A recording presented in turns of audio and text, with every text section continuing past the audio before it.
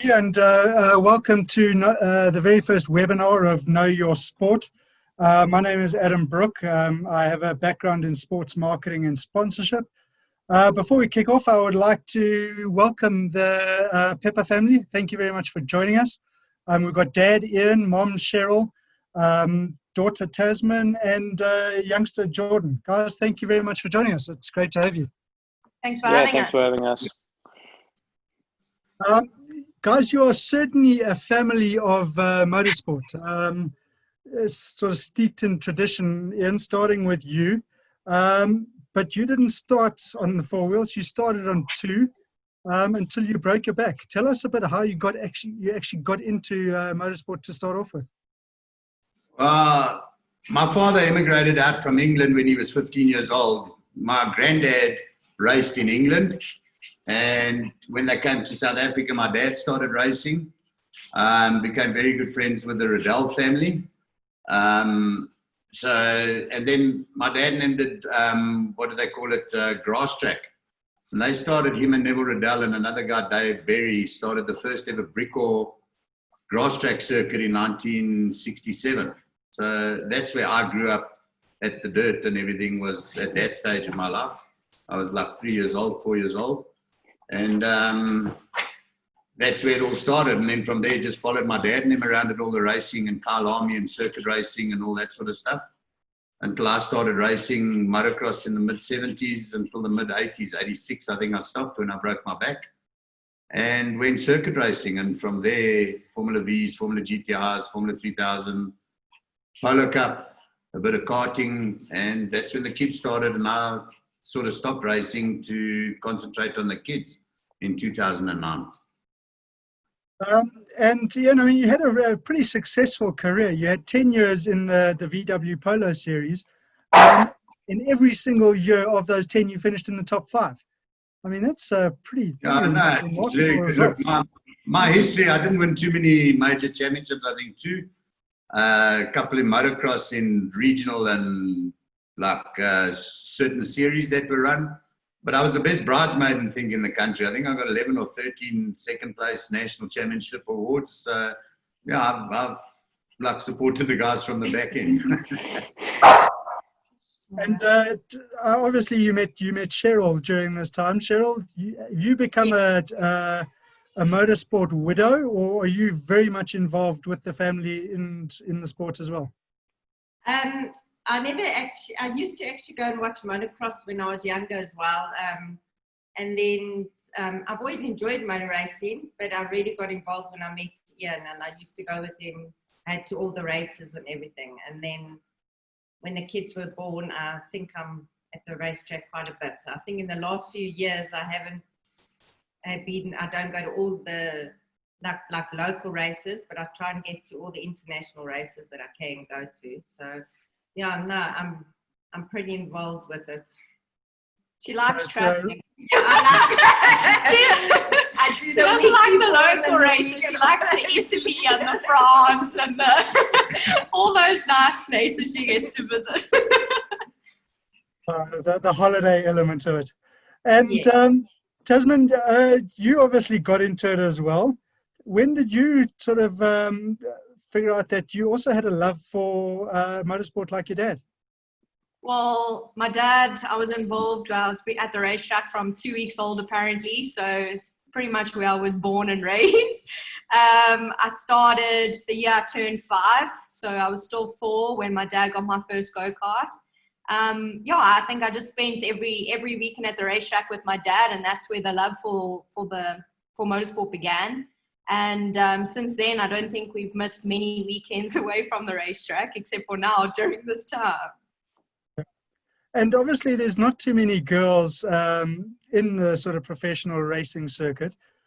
You, though, very much stand out. I mean, from your results, you take on the guys just as much as the guys take on the guys themselves, huh?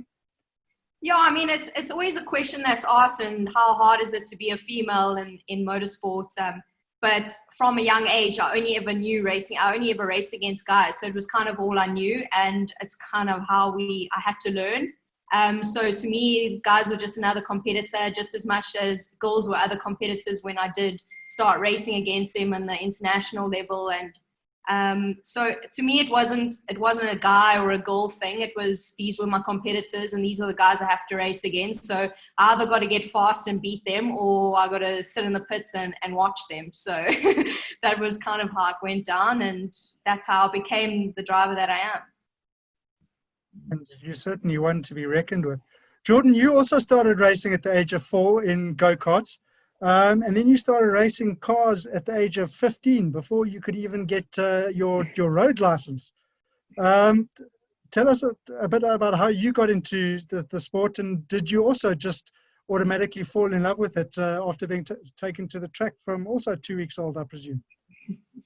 Yeah, exactly. I think the only thing missing from like my story and Tasmin's story compared to we have a middle daughter or middle sister. Sorry, no, my parents have a middle daughter.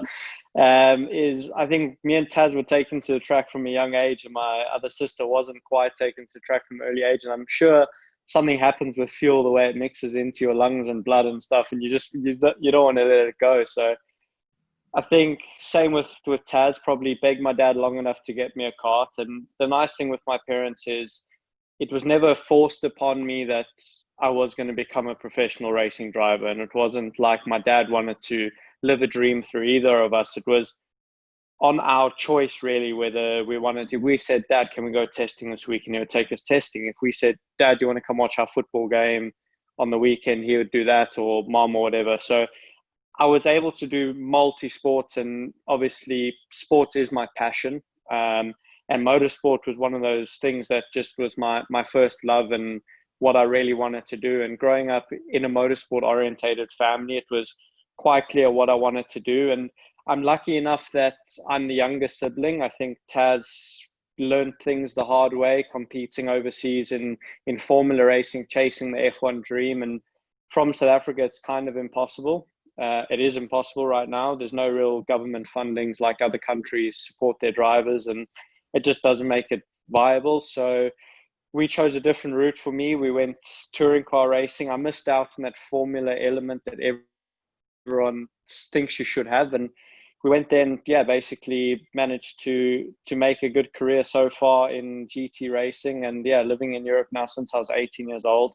Obviously, like you mentioned, I switched to cars at a young age, but that's what you had to do. As soon as I could get my license, they actually held it back for a year, which was a bit of a shame. Motorsport South Africa put a birth date rule in, and I missed it by 30 days. So if I was 30 days older, I would have been probably 1 year ahead in my development. But in the end, it worked out the way it worked out. And super grateful, like I said, to have a family. I think in the early days to have the love for the sport is the most crucial bit. We spent enough time and effort, and my parents were fortunate enough to spend enough money to do it professionally, but not to the point where I hated motorsport. Like, a lot of people that I raced against, I think were super talented and stuff. But I think they just tired out a bit because they were just doing it so much. And you see it with most sports, if you're doing it flat out, which is not a bad thing, but if you start to lose your love for it. And I think I picked it up seriously at the right time to sacrifice other things and make the career, instead of picking it up at age 8. If all you're doing is going to the track Wednesday, Thursday, Friday, Saturday, Sunday, I'm sure by the time you're 16, when it's actually time to take it seriously, that all you want to do is just go party with your mates. And I kind of had it the other way around. And Iain, obviously you've been involved in motorsport for significantly longer than the kids. Do you still have that passion for motorsport that you had when you started all those years ago? Yeah, I still have a big passion for motorsport. I'm involved quite heavily with Motorsport South Africa on different commissions and stuff. And the last 4.5 years, I got back involved in the motocross side of things to head up a commission and try and help them restructure motorsport, which seemed to go off quite well, and it did build. Handed over now to somebody else and a bunch of the commission members now that are really passionate and taking it forward. And for some reason, I managed to get myself involved or volunteer again to help the the cross-country motorcycle guys try and get something going, because it's been left behind for the past 3-4 years. Nobody's looked at it. And I love riding my off-road bikes. I love going watching the kids racing. I did go back a couple of years ago to race saloon cars again in that VW Challenge. I went back for the year with Lee Thompson preparing our car. It was a car that we built for Tasmin, and she raced successfully the year before. I went, and it was lying around the beginning of the year, and Lee said, come, let's go and try and win a championship. So we went back. We did win the championship quite convincingly, but it wasn't something that really I wanted to get back into a race car. I much prefer riding my off-road bikes and competing in the cross-country championship and off-road bike racing. And Tasmin, Jordan mentioned your dream of Formula One. Is that still a dream, or have you put that to bed and you're now concentrating on where you are? Well, I just turned 30, so I don't think that dream is reachable right now. So, yeah, like I made it into W Series last year, and it kind of gave me that opportunity to race internationally again, which I'm really fortunate for. And yeah, just enjoying the experience and trying to gain as much exposure and experience and everything that I can from it, and learn as much as I can. And if I can get into GT racing, I mean, that would be the ultimate goal. Well, the ultimate goal would be to get paid to race. So basically, yeah, like what my brother's doing. But like Jordan said, we went the Formula route initially from karting. I went straight into Formula Fords when I was 15 years old. And it was just the wrong route to take in order to try and make a career out of motorsports, especially from South Africa. So now that I'm there overseas again, there's an opportunity to create different routes and different doors. So I got to just do as well as I can over there, and hopefully be able to pick up a spot to race in GT championships, or I don't think Formula One is gonna happen. I mean, you can't ever put it away, but at this point in time, I mean, the guys that are involved in Formula One and where they've come from and what age they've started at, 30 isn't the right age to step into something like that. So to do GT racing would be the ultimate goal, but we got to wait and see. And, hopefully next year I have another opportunity, and yeah, we take it from there. Look, on that, with the Formula One thing, Tasmin was due to drive at that Formula One festival that was coming to South Africa as lockdown happened. I think Bottas was driving the Merc. David Coulthard was driving the Red Bull. And the Renault factory in England contacted Tasmin to drive there, do the demo hot laps at Kyalami in their Formula One car. So somebody must have seen and done something. Obviously, she's from here, so it costs less money to bring somebody out. But yeah, that was like a big feather in her cap, and everything we've put into it. Yeah, no, I'm sure. And Tasmin, you had a very good 2019 season, seeing it was your first in the W Series. I think you finished 10th, am I correct? Yeah, I could have finished a little bit higher. But yeah, I struggled actually, initially getting into it to make it into W Series. I mean, I made it through by the skin of my teeth a little bit. Stepping from the Polar Cup front-wheel drive into a Formula car, and I hadn't been in a Formula car for over 6 years. So it was quite a difference and quite a speed change and a lot of adjustments and stuff. So, I mean, every race got better and better. I had my brother there shouting at me on the sidelines. He was my side engineer. And yeah, I mean, I learned so much, and every race got so much better. The last 2 races, I mean, I made a mistake at one of my best qualifying rounds, and I ended up scoring 0 points, which knocked me down a few places in the championship. And then the last round was a little bit of a daunting round where we had mixed conditions the entire race weekend. So there wasn't much time to get used to the track, and people who had raced on the track for all the UK girls had obviously raced there for majority of their life. So they knew the track really well. And yeah, I mean, going back there, it was going to be this year. It was kind of, go all out and, hope for the best kind of thing, but give it everything. Where last year I sort of took it a little bit more cautious, as I wanted to try and progress into the next year and then obviously work on those positions that I had already got. So, yeah, I mean, it was a fun year. A lot was gained from it, and I learned a lot, and yeah, hopefully we get to do that again. And Jordan, did you look up to Tasmin when you were obviously 7 years younger? Or has there been a bit of rivalry between you guys throughout your careers in terms of who's getting where and who's doing what? I don't think there's ever been rivalry within our family, which is pretty awesome. You know, we've always only been supportive of each other, which is really good. But yeah, definitely looked up to Taz, and especially in karting, she was probably one of the quickest senior drivers, or she was always a category above, you know, and she was always kicking the dudes' asses and like pretty much taking it to them week in, week out. And yeah, she obviously got her South African national colours when she was just 17 years old.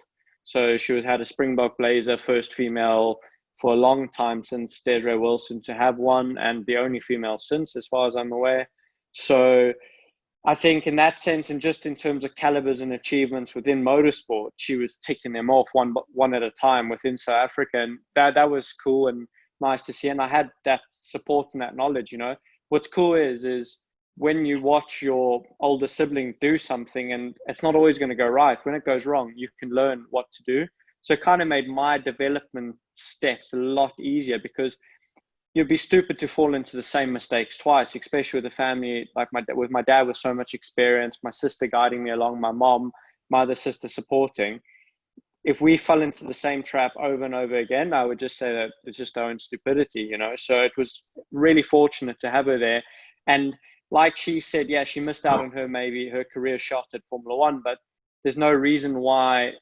I've paved my way into GT3, making a name for myself, and everyone links us two together as kind of a sibling powerhouse now in Europe, knowing what she's achieving in W Series. And I think that opportunity could lead to us finally battling it out on track together. I think we've only ever done 2 races together in our lives before. So maybe in the future, Taz comes to play in my world a bit, and yeah, we'll be good.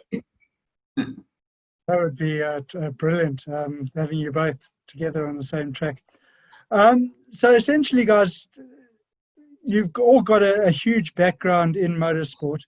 And essentially the reason for this webinar was to give up-and-coming athletes some insight into what it takes to become a professional motorsport driver.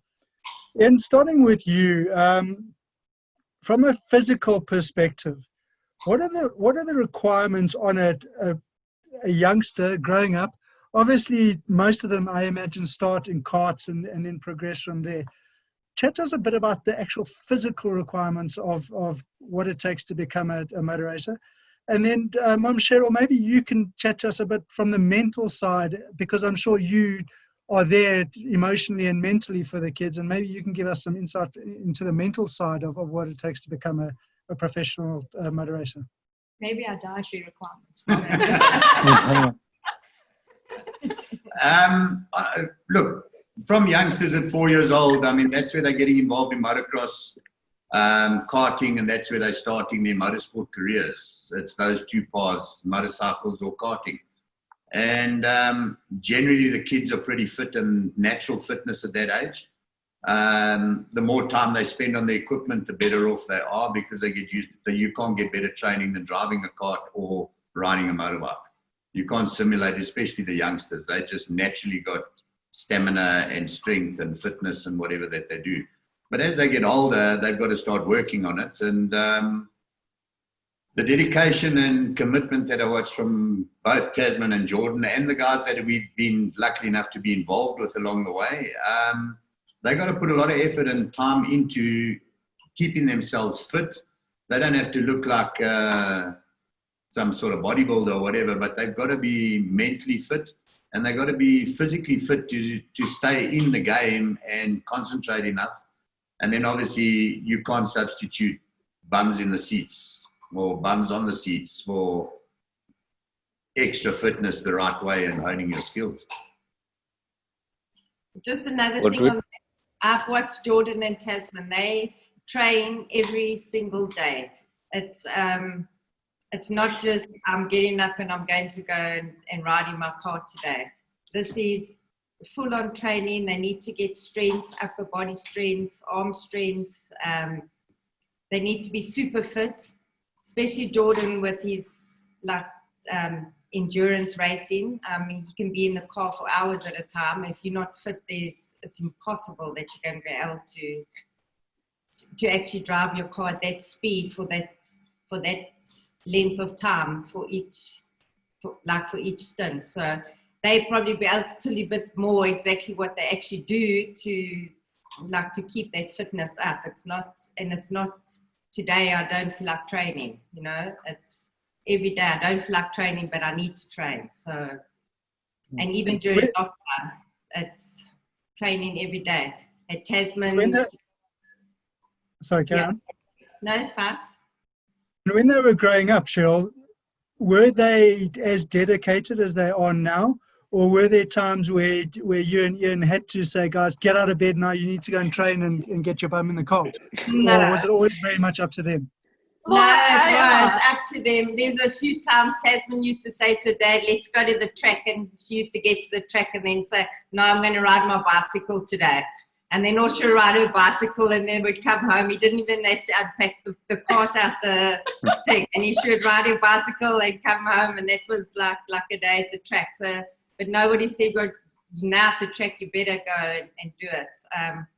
I must admit, when they were growing up, they never used to actually go out very much. And I don't think, like Jordan seemed to think that we said that they couldn't go out, which was not true. But they used to go to the track on a Friday and they're exhausted when they got home on a Friday night. Then they had to be up early on a Saturday to go racing, and then they would get home late on a Saturday night. So I think that was a sacrifice they made. They actually never used to really go out with friends and other than their race friends. So they never were at clubs or things like that. They seem to just be racing most of the time. So, but Jordan thinks that we stopped him going out. I think it comes a lot down to muscle memory when you're a child and when you're growing up. But I mean, I don't ever recall going to the gym or being forced to go to the gym. I think we were naturally active. I don't think we hardly ever stayed inside and watched TV. If we were at home, we were playing cricket in the backyard or playing soccer or whatever it was. And majority of most weekends we were at the racetrack. It's not because we were forced to be at the racetrack, but it's what we wanted to do. So both our parents supported us. And I mean, my dad must have driven around the countryside a million times in order to take us to all the races that we wanted to go to.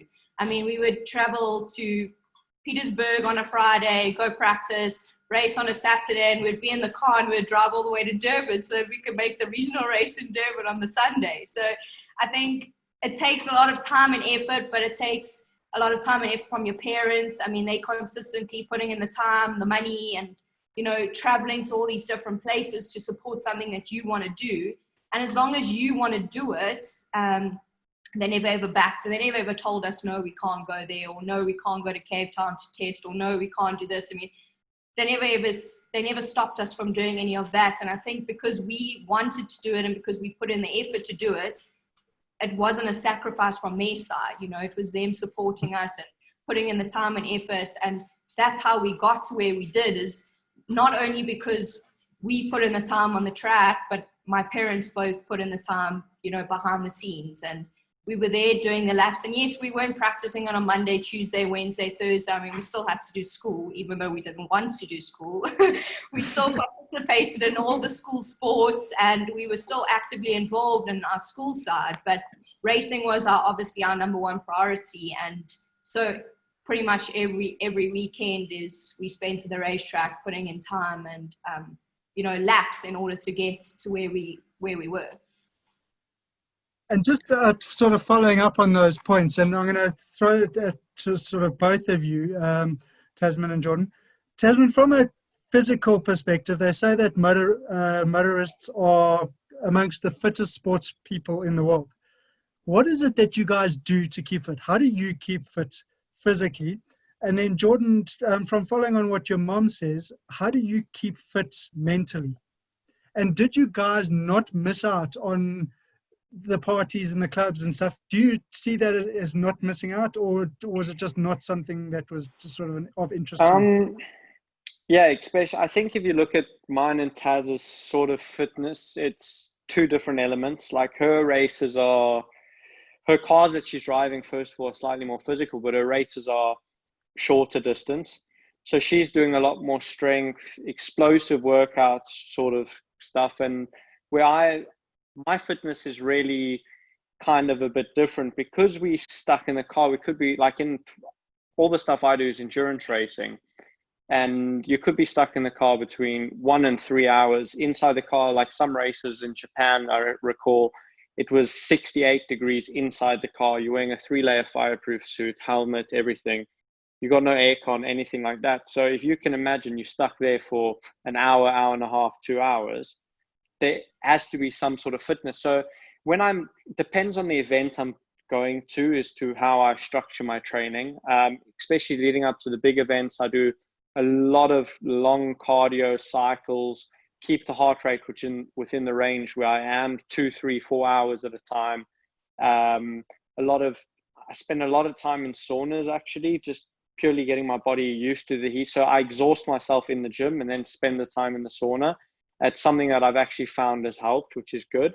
And then what's important is dietary requirements. And I think that leads to the mental side of things. It's when you're eating a lot of sugary, like really bad stuff, is when I feel your brain power doesn't develop. And like you mentioned, it's the mental side is what's super important for me, because the focus point of it, normally all of us are car fit and you're physically possible to do it because of the training side of it. But mentally, if you're not focusing and building on that and really working on it, and diet is super important with it.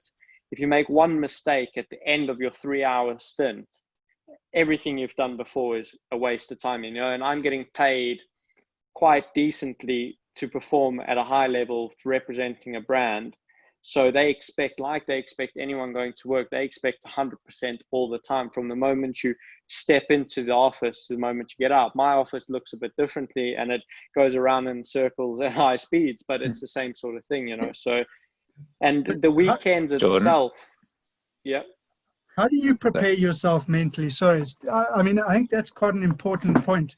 My folks live in Cape Town, and I often drive to Cape Town to go visit them, and we'll do it in one day. And by the end of the 12-hour drive, you're mentally stuffed, you're buggered.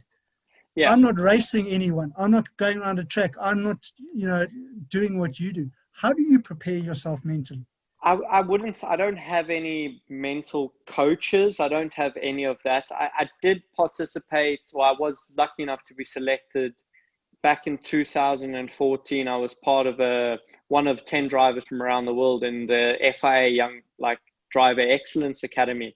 And we learned a lot about how mental power works and when to use your mental capacity. And a lot of it comes down to the way I structure my weekends. I really have to switch on, switch off, switch on, switch off. Because if you're constantly switched on and you're never resting, and you really got to take your rest correctly. And like I said, what's important for me is just a simple thing like missing the wrong meal, or getting a PR event put in place when, instead of me spending 10-15 minutes always before I get in the car, I spend 10-15 minutes warming up, or just keeping quiet, keeping to myself, listening to music.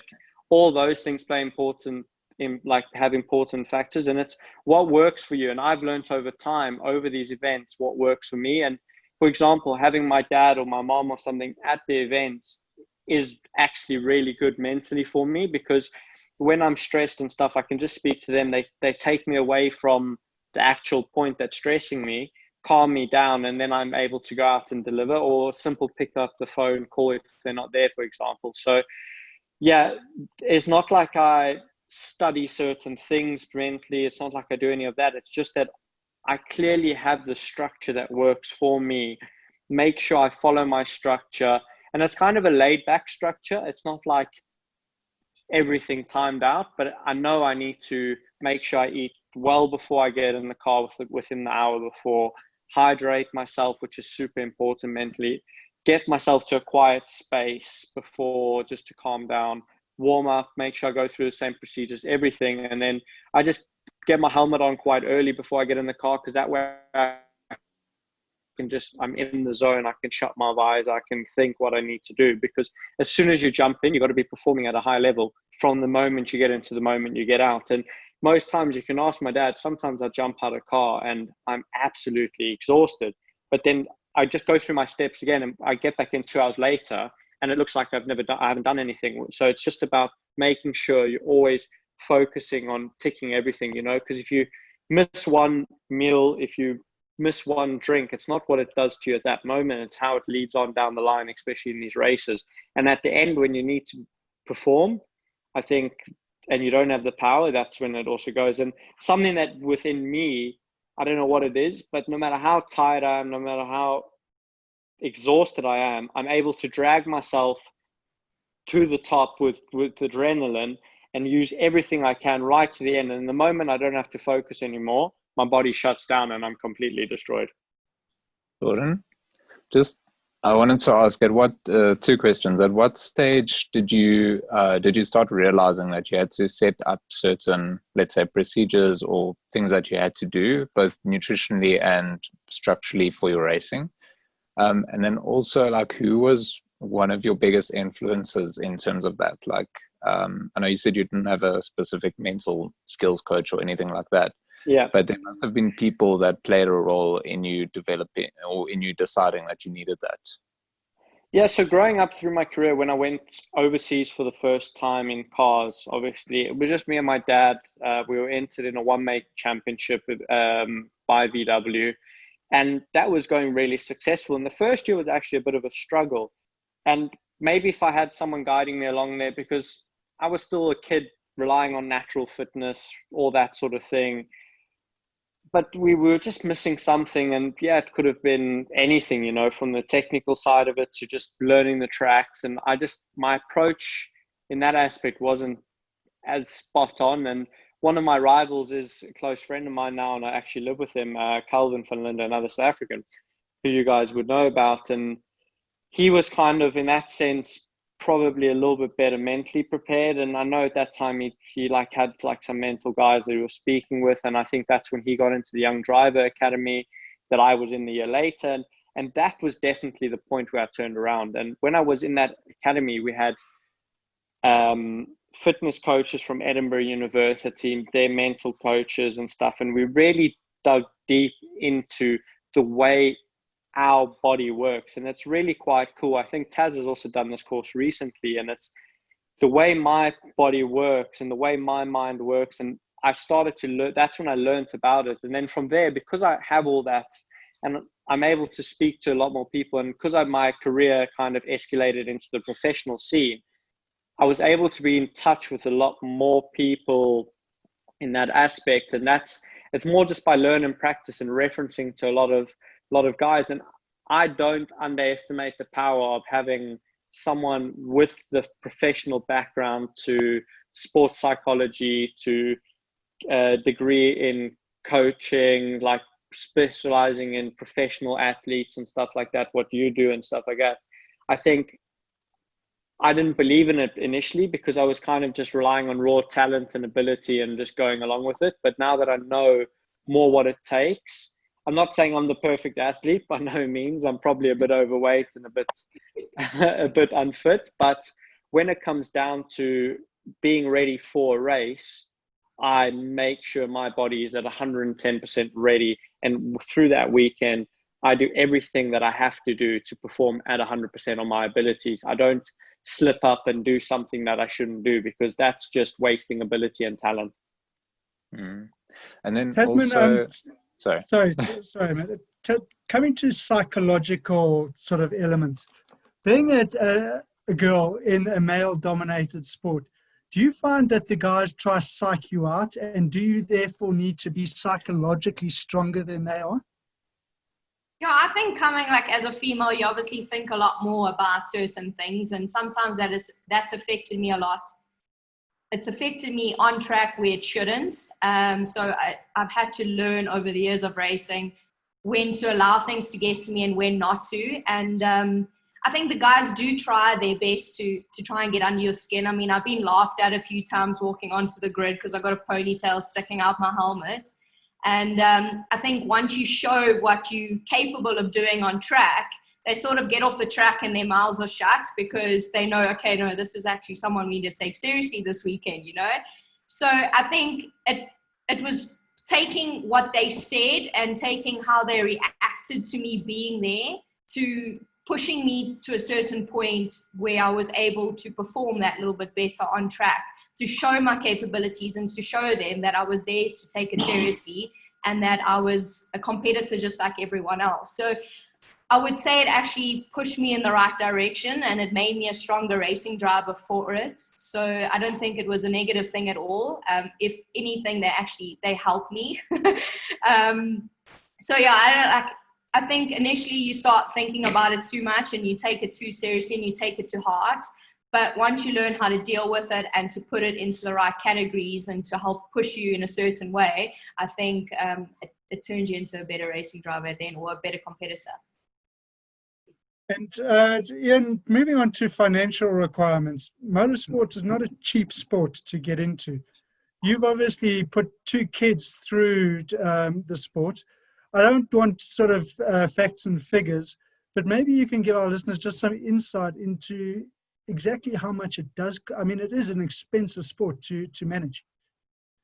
Look, we've been fortunate enough through my early career in motocross and then going into the car series and that after my broken back and stuff. I had a good name when I left motocross, which helped me secure sponsors going into circuit racing. So all my sponsorships that we've had along the years have always been put together as more eventually as a friendship than just trying to take $10 from somebody so you can buy another tire. So we built on long-term relationships with sponsors. I've had sponsors, not many big sponsors, probably 3 or 4 in my career, and the kids that have stuck with us because we give back. So for every $10 they give you, I had to give them back 100 rands worth of exposure. That's how I did my business structure with the sponsorship. So yes, we had Stuart and Lloyd's in the early days. Then I had a company, Gen Air Conditioning, when we went saloon car racing. And then it went to PG Glass, who were with us for nearly 10, 12 years. And they followed us on. And when I stopped, they didn't stop sponsoring. They carried on with the kids because we gave them, and we were like a family. They used to come to the races. They used to market. They used to help us. We used to go and help them at events and stuff. And then obviously when Geordie went overseas, we still had PG Glass on a little bit in the karting days and his first year. And a good friend of ours through the racing, through the karting, Gavin Varigis. Gavin, for whatever reason, took a liking to Jordan. I don't know why, but Geordie seemed to tick the right boxes with Gav. And yeah, Gavin was a big help when we went international with Jordan. He put a lot of backing into Jordan privately, and yeah, we can't thank him enough. And it helped bridge that little bit of a gap where we were struggling a little bit with funds to get there. But yes, it can be done. We're not multi-zillion millionaires or whatever. We've built a business over the past 27 years, which is sort of doing okay and keeping us alive. And we've been able to go racing, but we've been fortunate enough to have sponsors. And we look after the sponsorships. And I don't want them for a year. We want them for 5, 6, 10 years. So you don't go and kill them the first year. You give them what they need and you progress that way. A lot of people sit back and say, yeah, but we don't have the money and you eat rump steak every night when we're having mince and whatever the case. It's not the case. Yeah, we go racing. We made a lot of sacrifices, a lot of things we didn't do so that we could go racing. And it's paid off at the end of the day. But both Cheryl and myself have put it into the fact that if the kids give 100%, we will give 100%. If they're only going to give 50% on a day, we only put 50% into it. And it has been a big family sport, even with Morgan, our middle daughter. She's probably knows more about motorsport than any of the other 4 of us do, about what happens around the world in all forms of motorsport. And she's a provincial indoor netball player. and she loves motorsport, but she tried it twice. I think Tasmin stopped it by taking her out in a cart once or twice too many. I always get blamed for this. It wasn't my fault. So yeah, Morgan didn't go racing, and the other two in the family, we did it every weekend together, and we still try and do it as a family at every event. One of the family members from here will be supporting Jordan or Tasmin at every event that they can get to overseas. So sit back and say, a lot of guys sit back and their families sit back, oh, we got the talent, we got this, but nobody paid for us to go overseas. You've got to grin and bear it. There's sacrifices to be made, and you can go there. The Binders have done it. In the old days, back in the days, the Albertains, I mean, Greg Albertain, I think, went overseas when he was 15 or 16 to tackle the World Motocross Championship, and he lived in a little room at the back of some oak's house in Holland. He wasn't liked very much because he was very quick. Grant Langston did it the same way. The guys have been over there. The Binder boys have been there. Their dad and mom have put the effort into it as well. But for every cent they put in, the kids have put in another cent of effort and time and commitment. So the Van der Lindes, the Aberdeens, yes, there's lots of them out there that have done it. But there's multitudes of them sitting there saying it. Nobody gave us a break. You've got to make the break happen, and you've got to find a way to get there. And if you've got to sacrifice certain things, well, that's what you've got to do until it happens. And just closing before we go to questions from the guys online, and to Jordan and Tasmin, your dad mentioned sponsors, and obviously there's a lot of requirements on you guys from an appearance perspective to keep sponsors happy. Now, I'm sure there's a lot of times where you're tired and you're hutful and you just really couldn't give a hoot, but you still have to go do it. Do you realize the importance of that? And is it something that youngsters growing up need to realize, the importance of sponsors and the role you are playing for them as they are playing for you? Yeah, well, I mean, we've had to obviously learn to talk in front of a camera and to be that spokesperson for that sponsor. They are the ones backing you, and they're the ones for you. Well, they're the reason you're there at the track and you're able to race and to perform. So you kind of got to give back. And if you don't have that ability, they're obviously going to turn around and say, well, you know what, they're not doing a good enough job. I'm going to maybe look at someone else. So it's something that I don't enjoy doing. I don't like being on camera. I don't like, if there's an interview that's displayed, I don't watch myself on TV.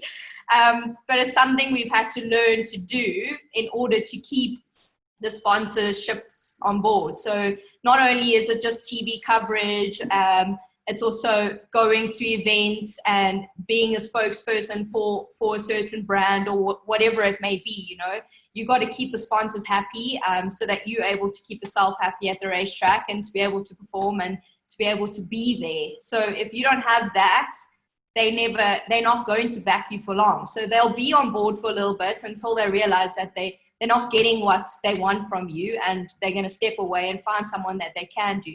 Jordan is obviously, he's a little bit more, been a little bit higher in the spotlight than I have for the last couple of years. And so he's had to learn to do it a little bit quicker than I had to. So maybe he has a little bit more to say about it. I think one thing to know about sponsors, especially when it gets to the level where I am with corporate, like companies, like massive, I'm obviously driving for manufacturing. We got some big deals that go ahead and certain things that happen.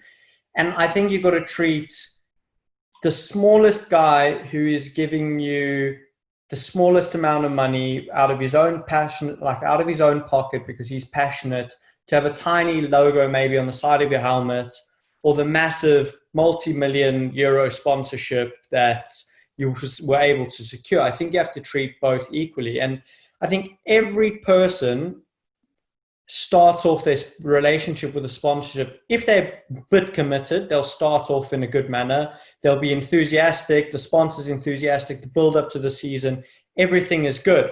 You go have an awesome shoot. You display your sponsors. You got your cap, your shirt, your collars nicely ironed.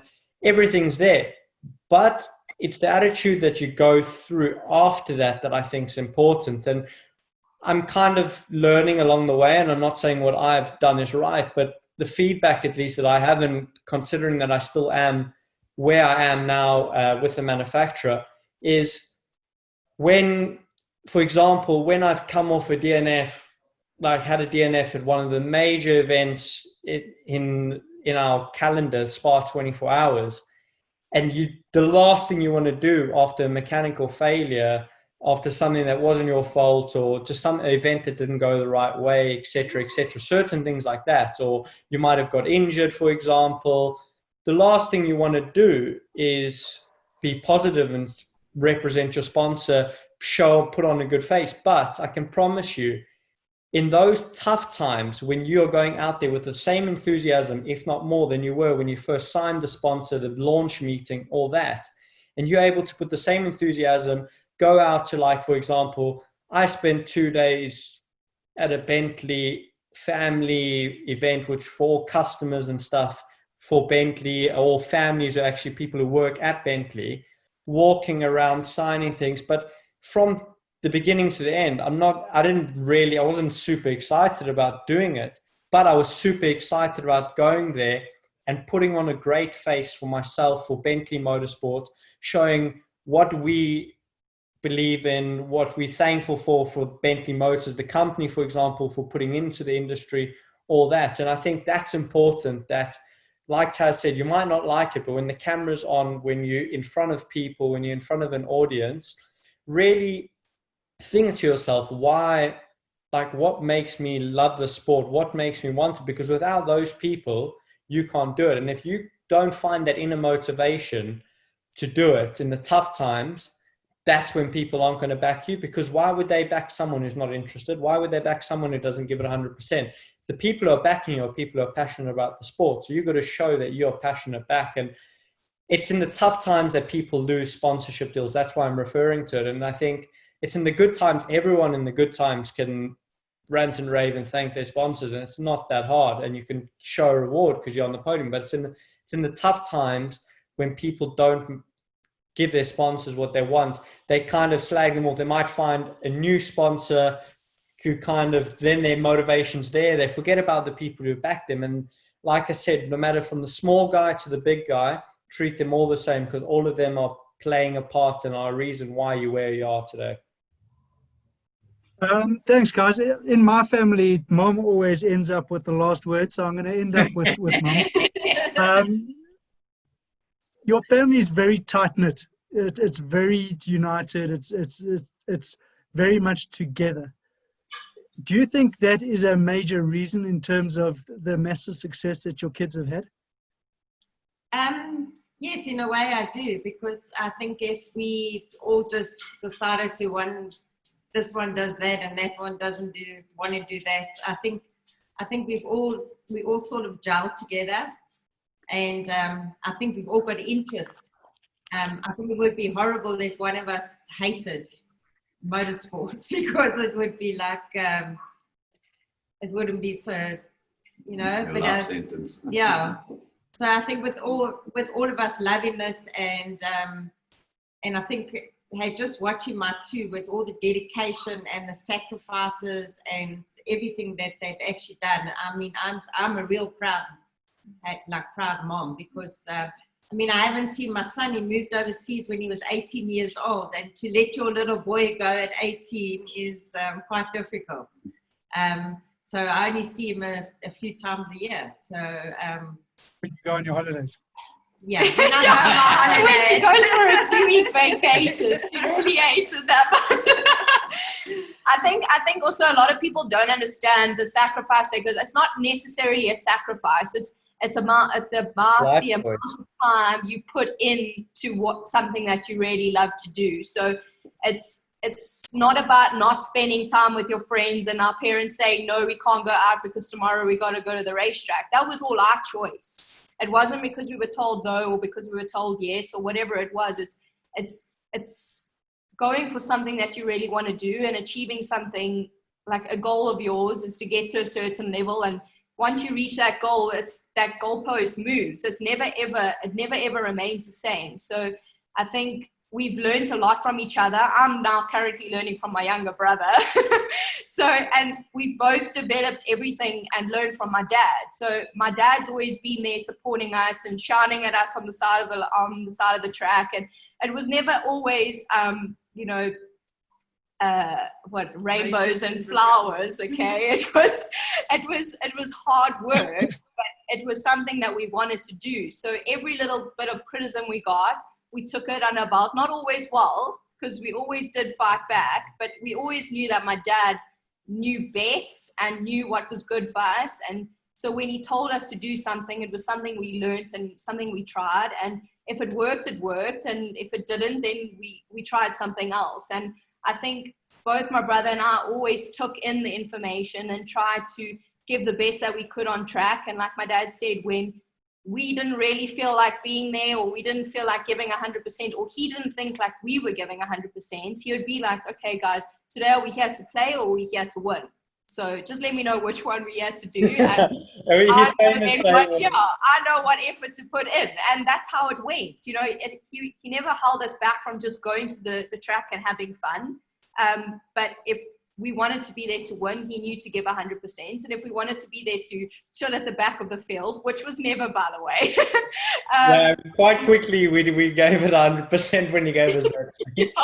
We knew we were messing around, and we knew we had to kick our butts back into play and get on with it, you know. So it wasn't always easy, and it was hard along the way, but we learned so much from it. And it's made us the racing drivers we are today. Yeah. I think just to add to that before we go to questions, because I think it's quite important to say, is it's not, like Taz said, it's not sacrifices, but it's always, you kind of question yourself. You say, is it worth going to that house party where you just know how kids are, as much as it is, there's going to be alcohol there's going to be certain things, you're going to be staying up late. Is it worth doing that, or is it worth waking up early the next morning on Saturday, going either karting or going cycling, training to benefit my racing? Or is it worth spending time on the simulator still with my friends, so I'm still socializing online, blah, blah, blah?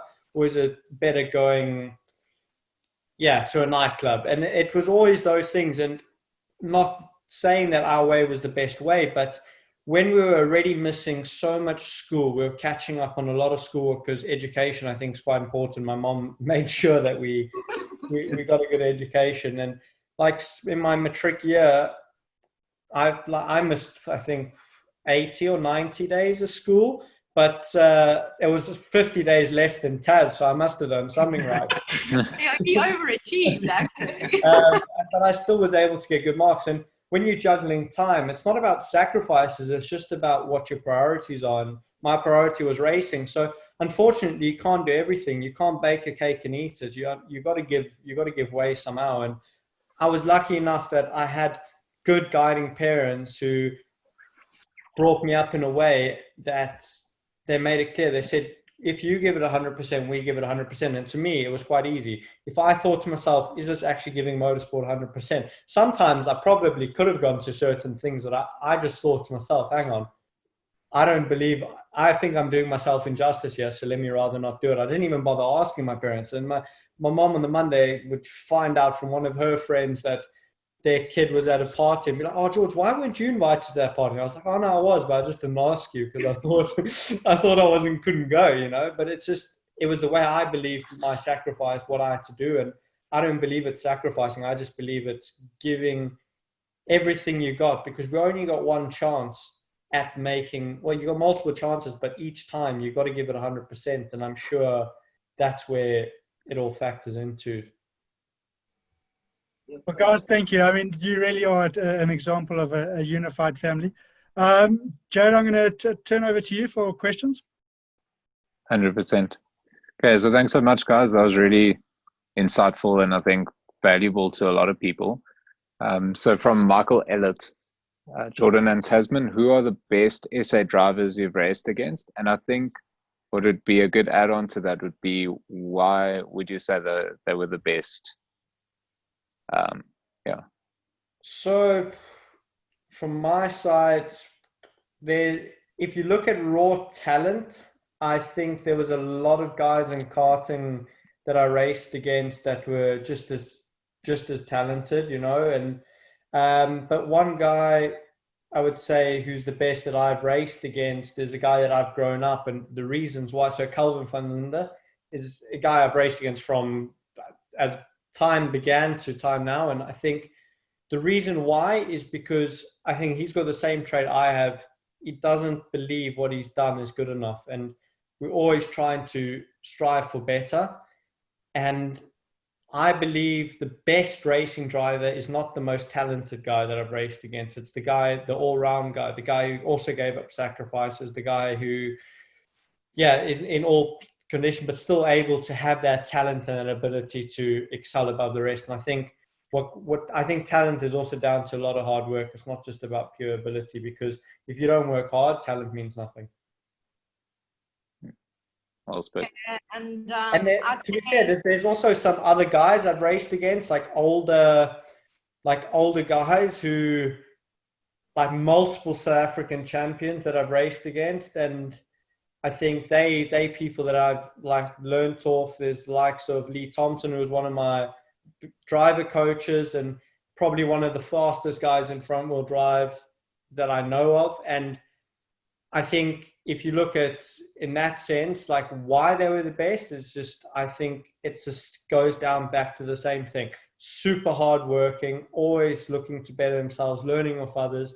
And as soon as you're narrow-minded, all the people who I know who are top of the top, as much as they don't show it, when you really watch them, they 100% picking up of every other person and every other competitor. And that's what makes you best. Is if you're narrow-minded and you think you're the best, you don't stay at the top for long. You know, it's the guys who are learning off everyone and trying new things that are the best. So there's a couple guys like that who I definitely suggest are really good. Is it my turn? Yeah, sorry. Okay, I think probably one of the first people I would say would be Simon Moss, purely because we've raced against each other since we were 6 years old. And we moved through all the categories together and always competed against one another. He also comes from a family that was heavily involved in motorsport. Terry, his dad. Simon's a little bit of a nutcase on track though, so he isn't one of those reserve drivers.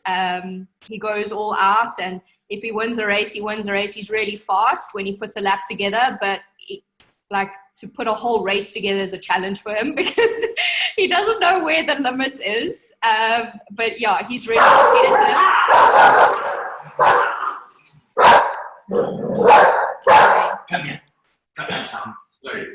Sorry. And then also likes of Matthew Hodges, someone else that I competed against in the senior categories of karting and Polo Cup, Gennaro Bonafide. So there was a few of us that all grew up together and moved through all the karting ranks and into national circuit racing together. And I think it comes down to, like Jordan says, it's not just pure talent, it's hard work and who puts in the time in the car and off track. And I think that's the majority of what it actually comes down to, and who's been successful and who hasn't been. Yeah, and I would say I've also raced against the guys that Taz mentioned, and yeah, it's exactly the same. They're all all of them with South African championships behind their name, and I think the reasoning is literally down to that. And yeah, super talented guys, and guys that I was fortunate enough. What was nice is because my dad had a racing team. When I was a kid, I was going to every race I could during school holidays and stuff like that, and mechanicking on the likes of Matthew and Gennaro's cars and stuff like that.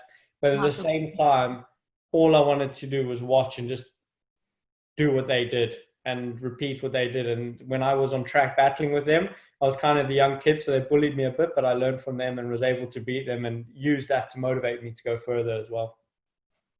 I think it's hard to pinpoint certain drivers and who was the best and who wasn't. I mean, there is so many talented racing drivers from South Africa, some who've made it and some who haven't. But it doesn't take away from their world championships that they won, like Wesley Orr and Michael Stevens and those guys who've, Gavin Cronier, Mark Cronier, all of those guys who started in karting and progressed into main circuit racing. So I think it's hard to pinpoint who the best South African racing drivers are, but I mean, some have moved, progressed in their careers, and some who were just as successful in South Africa, who got paid to race in South Africa. So I don't necessarily think there are certain drivers who are the best and who aren't. It just comes down to who puts in the amount of time and the effort to make their career happen. Yeah, for sure. And then with your knowledge of local racing in SA, are there many opportunities to get involved, not necessarily as drivers, but in driver management positions, assisting teams, and those types of things? This is from Mason Mayer.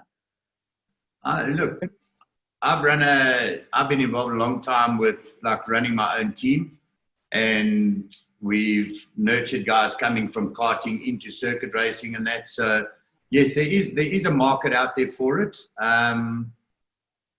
You got to get involved with a team at some stage and work your way through with that team, and then into the management side. There's a lot that goes into it. It's not just go racing and find something to do. There's a lot of things that go on, and it's a big industry now in South Africa, like it is in the rest of the world. Yeah. So you've got the mechanics, you've got the truck drivers, you've got the cleaners, you've got the engineers, you've got the managers that run around trying to find all the stuff. And good manager, yes, can work.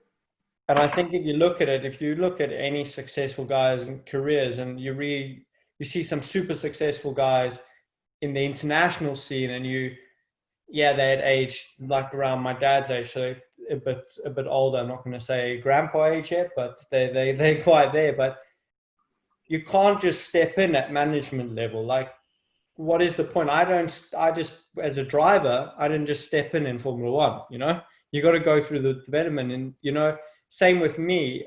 You got to get your hands. You got to build your way through it. And motorsport is a ladder. You got to be willing to give it 100% when your first job in the industry is just being the tire guy, and at the same time throughout the career, and you build. And if you want to make things happen, you will make things happen. You're going to meet people, because motorsport is a big community, but it's also a family community. And if you give it, there's always people to meet within industries. There's always possibilities, and it's always switching around. And I've seen so many people in my short time in Europe, like guys starting out, they were just coming along, and now they lead race engineers. I've only been here in Europe for a short period of time, so it can happen all over. And I think with that, I think that it has to go to be said, whether it be driving or not driving, motorsport offers so many opportunities, and there's so many awesome teams and families out there, like family teams who, if you like that aspect, or professional teams that you can join, and I'm sure you're able to work your way up. And it's like anything, it's like any business, anything. If you just got to be able to have the passion, and I think a lot of people in the sport want to join it because of passion. So I don't think that's a question to be said. And then Tasmin, did you ever feel out of your depth, and if so, how did you mentally overcome it? So being the pinnacle of ladies motorsport in South Africa. Yeah, I mean, the first time that when I applied, I found out via Twitter, or someone tagged me in Twitter about this W series that was coming about. So when I eventually got hold of them and applied for it, I didn't know how many female racing drivers there actually were in the world until we got an answer back saying that we've reviewed your CV and we want you to come to the second round. And we went to Austria, and there was over 60 of us there fighting for 28 positions. And all these girls are they've been in the same boat that I have been my entire racing career, as you could call it that. And they've only ever competed against guys. So we were all at a very similar level. But also a lot of the girls had obviously raced in Formula categories in the UK and against the best Formula guys that were current at that time. And so when I made it into W Series, I did feel a little bit out of the scene a little bit, because purely for the fact that I've come from a front wheel drive car, not because I haven't raced overseas before. So it was sort of the adjustment that was scary to me. Well, not scary, but made me feel a little bit out of my depth, out of my comfort zone. As my dad would say, I've always been very much of a comfort zone racing driver. So I think that was the biggest challenge. And once I sort of got comfortable in that and started learning more about the car and the different tracks and getting that little bit faster at every race, it sort of came a little bit easier being involved in it all. But it's just about learning and taking in as much information as you can and being able to portray that on the racetrack and in yourself as well. So it's almost just knowing that you have the ability and knowing that you can push yourself to certain levels, but also still being level-headed about it all and knowing that all these goals have been on the same playing field up until this point, and you are competing against the top lady racers in the world. So to be on that level was something else. And yeah, I mean, I learned a lot from all these other girls, even girls younger than I am, a couple years younger even. And you never stop learning in motorsports, ever. So I think being able to take that information in and being able to use it and to push yourself a little bit more, it just makes it all that much worth it.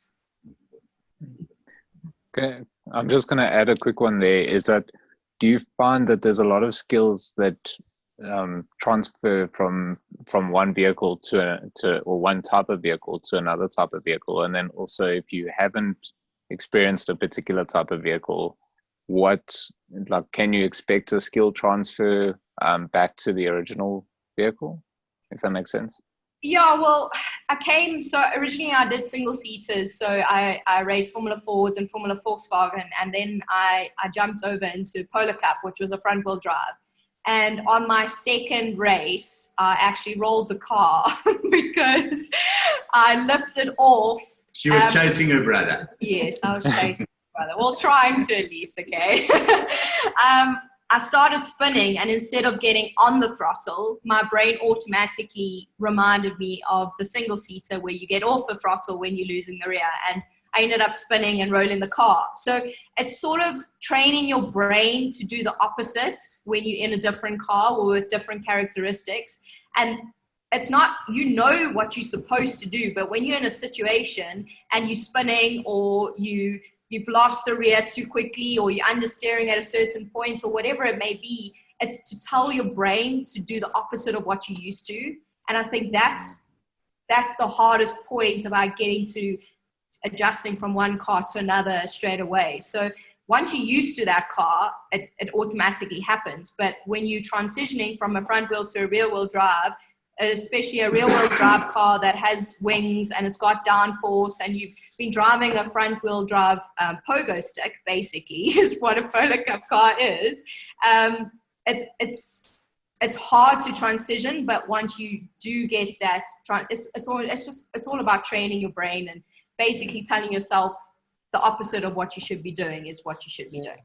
Yeah, and I would add to that to say car dynamics on everything is the same ultimately, and the tire is, you treat it in the same way, it only offers grip. But it's like Taz said, you need to be able to, so the general principle is the same, you still got a steering wheel, throttle, brake, but it's just about how you make each tool work for you in that specific car based on what that car needs to be driven and how you extract the performance out the car. And it's about doing a bit more your homework into it. It's about developing, picking people's brains, looking at the data, understanding, studying the data, seeing what works really well with the fast driver compared to yourself, and making those adaptive changes.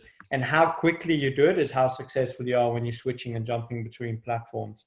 And it's something like I've learned over the last few years to be able to do, in a strength, I would say, to jump between cars and certain stuff that makes, that's one of my strengths, I would say. And I think it's something that me and Taz are completely different. I'm not afraid to go over the limit, where she's slightly more reserved. So she chips away at it. I kind of go explore the limit, kind of just miss the wall, and then be thankful for that, and then know the limit and come back, So it's the way each racing driver works and how they find it. But yeah, each athlete to their own, and as long as you get to the top level at some point, I think, yeah, just the process up to it is how you do it yourself and how you know your own way and style of driving and adapting it to what you have to do. Awesome. Thanks for that feedback. I think we're just going to end off with the compliment of the evening. So this is from Jackie Schreiber. So for her personally, it was always inspirational watching you as a dedicated family achieve everything you've achieved. From the day Iain bought Taz's brand new baby car to her office, Geordie bailing you out at the Stig at a corporate karting fundraiser, to working with Geordie at the FIA Driver Academy. It's been a privilege to follow your amazing progress. So yeah, I think that speaks for itself. Thanks, Jackie. We appreciate all the effort you've put into motorsport over the years. Dedicated people like you are hard to come by. Iain, Cheryl, Tasmin, Jordan, thank you so much for joining us this evening on Know Your Sport. It's been an absolute privilege to chat to you and get to know you and get to know your sport.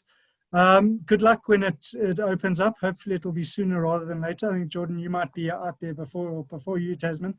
But yeah, we look forward to seeing you guys. We look forward to seeing you guys flying. Thank you so much for joining us. Thank you so much. Thanks very much. Appreciate Thank you, it. guys. Yeah, appreciate it. And I think it's quite important to anyone, if they want to ask questions, like at least on my social media, I'm always happy to ask and give advice to people, because yeah, I think I would love to see more South Africans be overseas with me racing and stuff. And tell every person, whether it's in the sport or not, that chasing your dreams is something you should always do, because I don't want to get to the point, at least, where I turn around and look and say, damn, I should have given it 100%. Yeah. Very much agreed. Thank you. Thanks for that, Guys, Jordan. thank you.